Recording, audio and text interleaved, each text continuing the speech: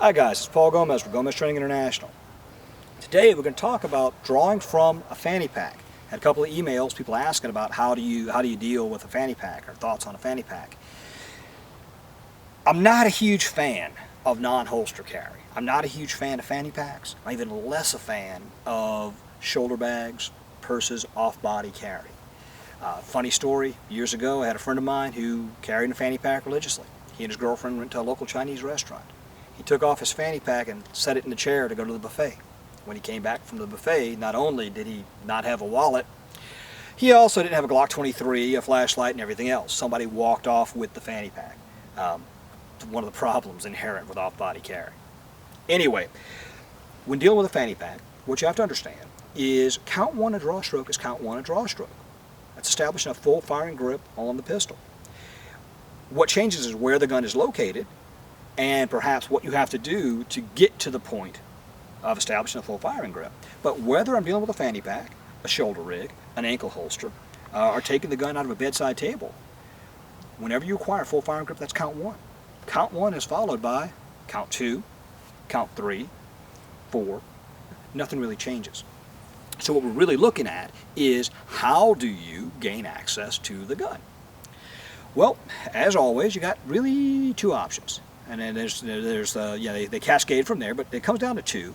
One is using the offhand to allow access, or two, using the gun hand to both allow access and gain access. What does that look like? Well, using two hands is always going to be faster. If you've got this hand open in the bag and this hand gripping the gun, it's always going to be faster than this hand open in the bag and gripping the gun. No way around that. Why, then, would you look at using only the gun hand? You have to think about the context of the problem. A good guy dealing with a bad guy in today's world is not a terribly ranged affair. The bad guy doesn't start his assault 20 feet away. It's not, hey you, throw me your wallet. That's not what happens. It's at the conversational distances, at the ranges where we interact with people. The reason the bad guy chose you is because he could get close enough, because he was there, because the situation was in his favor, and he's moving forward with it. Well, let's say you've got your hands up, you're interacting with this guy, you're trying to de-escalate or disengage, and it's not working.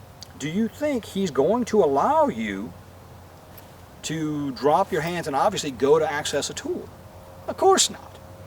Well, by keeping your hands up, having one hand, your offhand up, as kind of a monitor, a check, helping you establish and maintain distance, giving you some options if he does press the attack, this makes sense. And so from here, I'll keep this hand posted while the gun hand goes for the gun.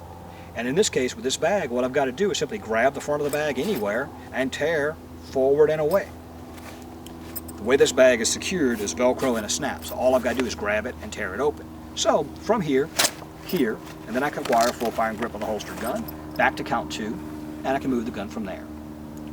So that's my preference for drawing from a fanny pack. Now, fanny packs come in all sorts of varieties. The biggest difference is how do you access them. There are some where you'll have an extra zipper compartment, and you've got to open the zipper to access the gun. Or some of them will have like a projection on the corner, and if you can grab that and roll it forward, it'll unzip as it goes. Others have an extra buckle, so you've actually got to find the buckle, pop it open the bag, come back to the gun. Some will have a holster inside, some are just an open pocket. There's a wide range of them. I'm a big fan of the SIG principle. Simple is gooder.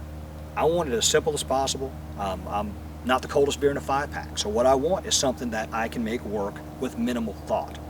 This bag definitely meets those needs. The way it works, I'll turn so you can see what's going on here. It secures with Velcro and a snap. That's it. It's a pocket. That's it. The bags are sized to the gun, so the gun can't really move. This bag is a larger size. It's for a Glock 17 sized gun. The gun can't really shift around, move around too much. It just sits there.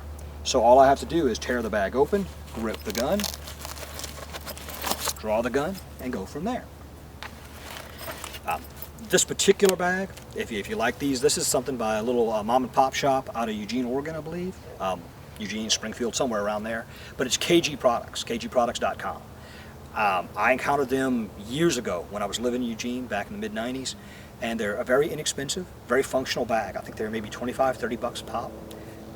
Something that I did is just kind of urban camouflage, is I got a patch from an outdoor clothing company, this one's Kavu, and stitched it on the front. Makes it look, you know, even less offensive.